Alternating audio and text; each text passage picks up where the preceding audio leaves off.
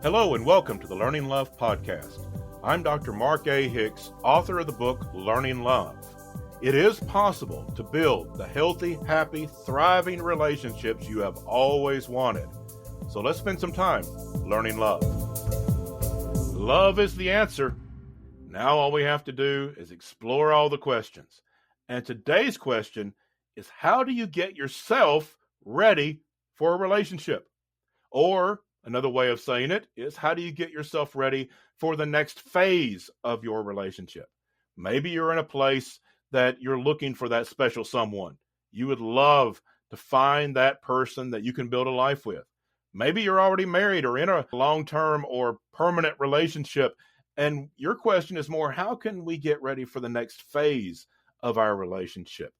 Maybe you're looking for a new job, or you're looking for that friend group that seems to have eluded you, and life can get kind of lonely sometimes. Whatever we're looking for, how do we get ready for it? How do we prepare for the relationships we want, or the phase of relationships that we want?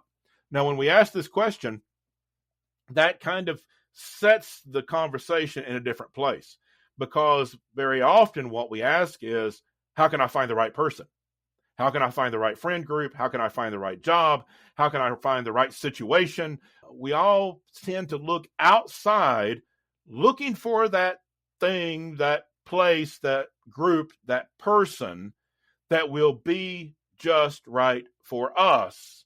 And then we will be able to pursue that relationship. And that will be a fulfilling relationship because we're with, quote unquote, the right person or the right group, or we found that perfect job.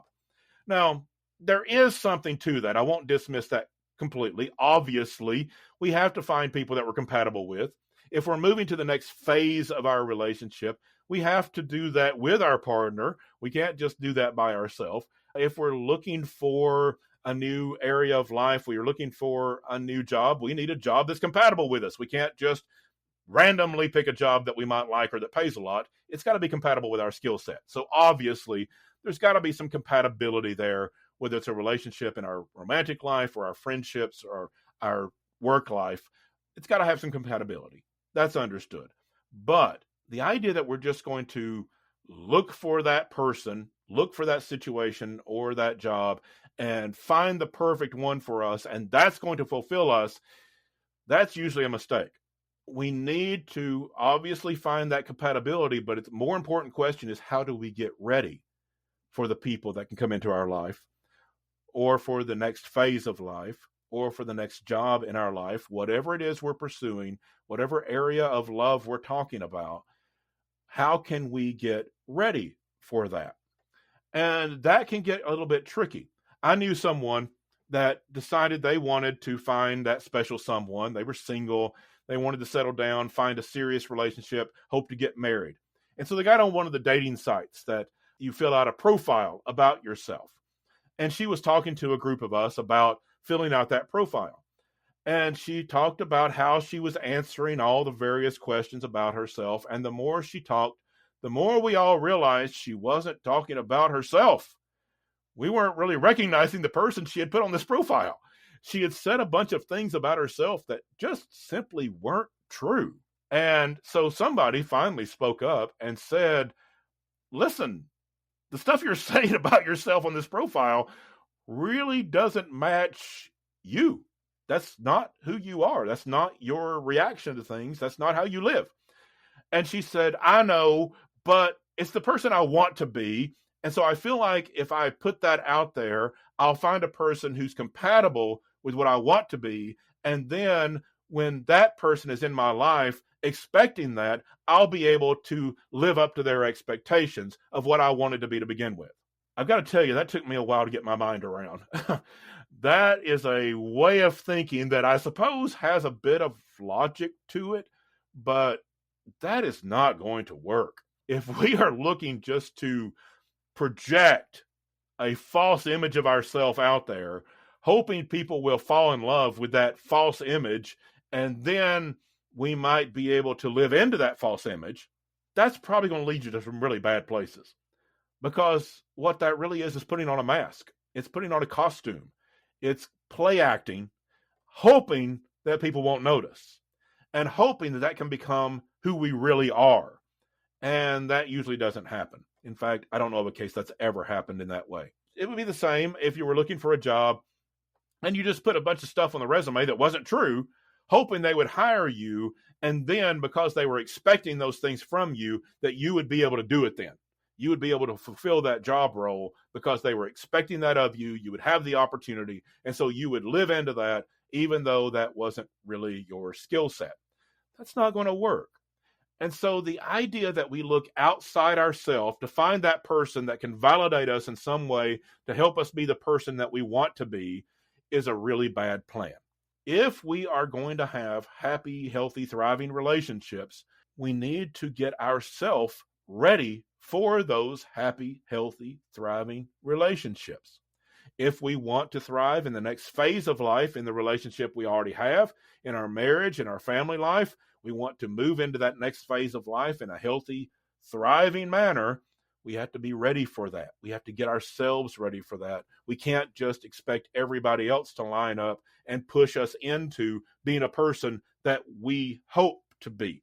Let's first of all understand that when we say the person we hope to be, we're not talking about perfection, okay?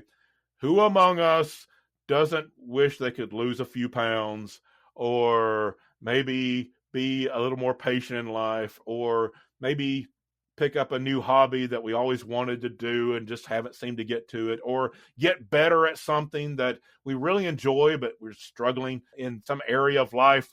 Whatever it is, we all have things we wish could be better, that we all wish we could be in better shape, we could be smarter, we could be funnier, we could have better hobbies or be better at the hobbies we have, or maybe we could get that promotion or whatever. Now, these can be ambitions that we actually do pursue, but we're probably not going to ever reach a place of perfection. In fact, I feel pretty certain of it. We're not going to reach that area of perfection where we have arrived at human perfection in this life. Not really going to happen. And so we're not talking about getting everything together.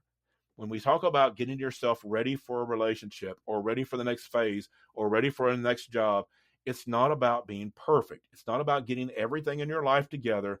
It's not about having all the answers to everything and being in perfect shape and having every book read that you ever wanted to read or being all of you wanted to be in life.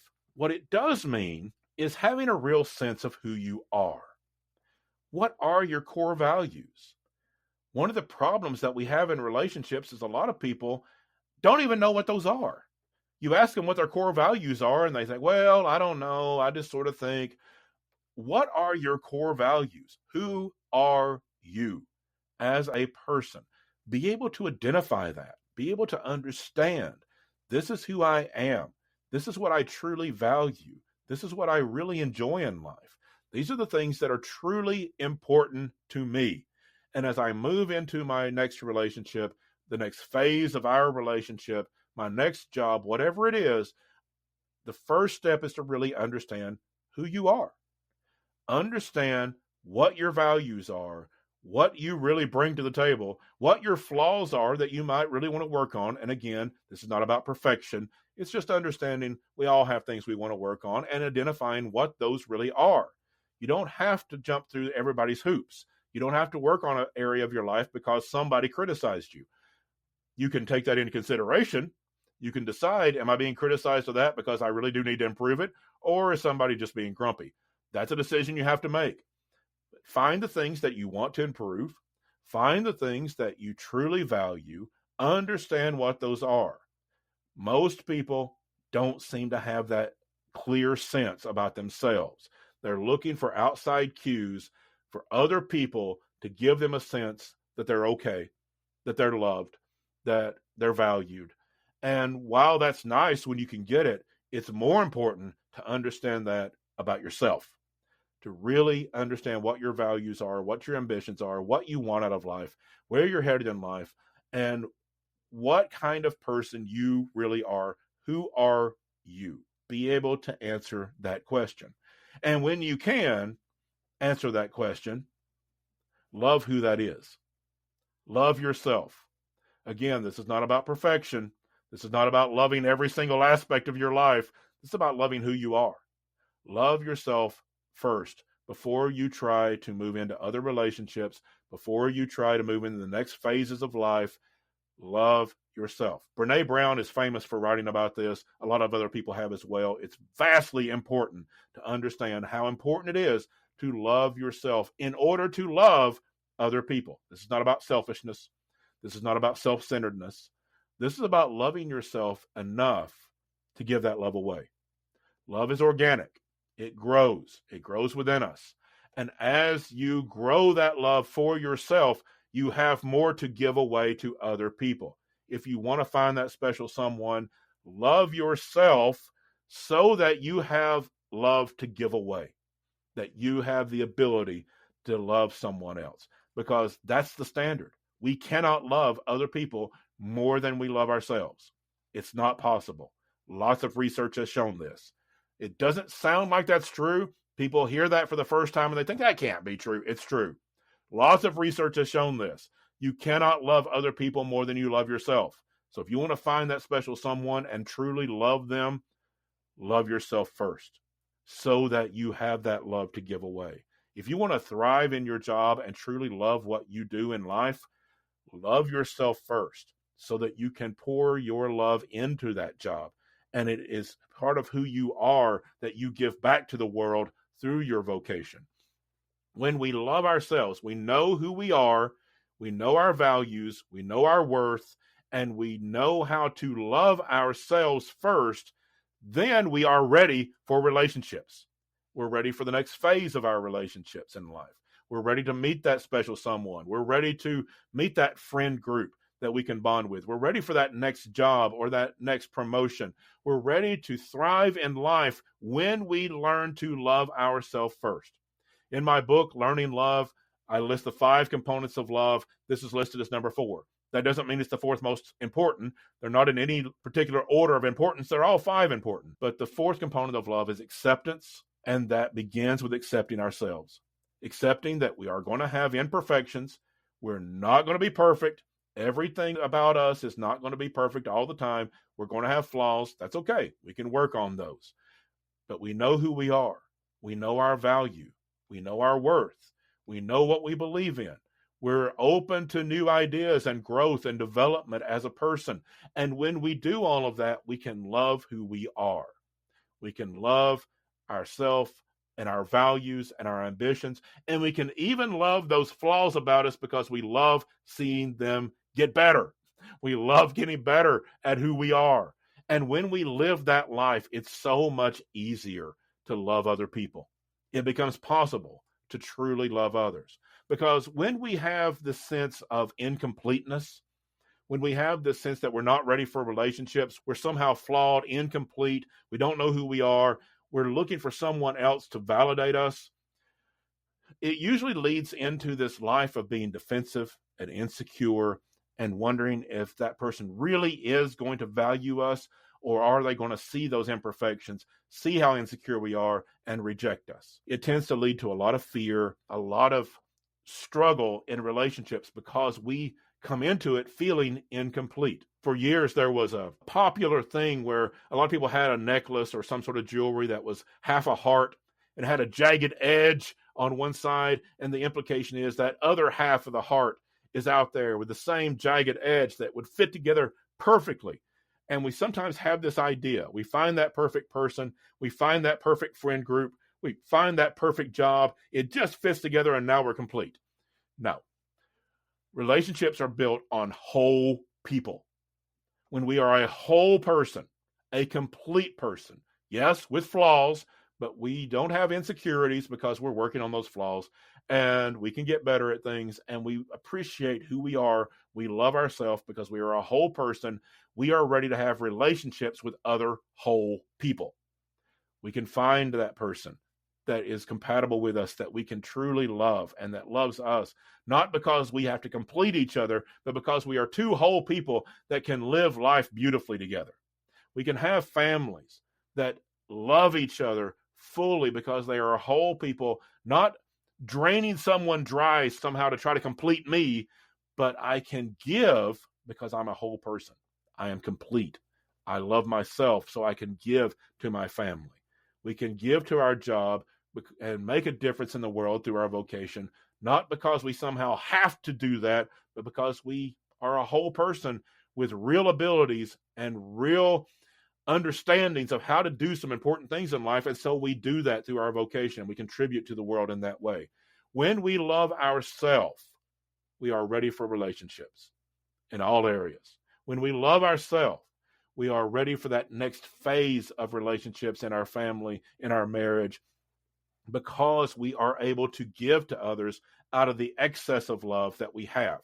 If we are looking to other people to complete us, if we're playing this game of acting like who we think we would like to be so they will appreciate us and love us so we can love ourselves, it is a recipe for failure.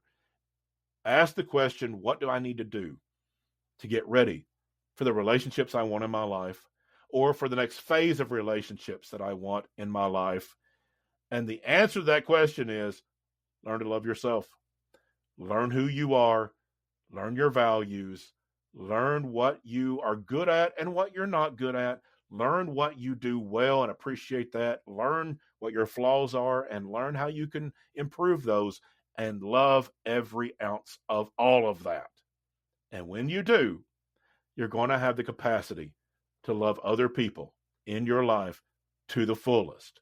I know if this is the first time you've heard that, it sounds a little strange, but you can follow along with me, and you can follow along with lots of other teachers in this area. As I said, Brene Brown is famous for writing about this. Read her book. She'll tell you the same thing.